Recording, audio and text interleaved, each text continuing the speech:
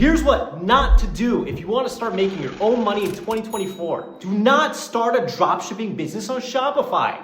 The competition is fierce, and if you're just selling the same items that people could buy on Amazon or in stores, you're gonna waste your time and your money. Plus, with dropshipping regulations entering the mix, it'll be even tougher to reach customers. So instead of building an e-commerce business like everyone else is trying to do, here's what you should do instead. Utilize the only proven method of building real wealth that's been working for the past 100 years. I'm talking about the stock market, and more specifically, day trading.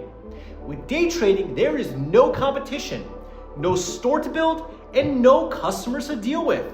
Not to mention, very little overhead. And the best part is, you won't have unsold products sitting in your bedroom for months on end, costing you an arm and a leg.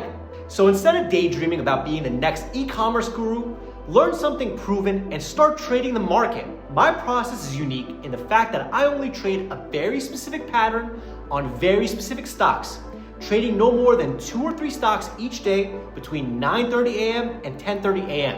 This strategy has been so consistent and so repeatable that I've been doing it for the past 10 years and I haven't looked back since.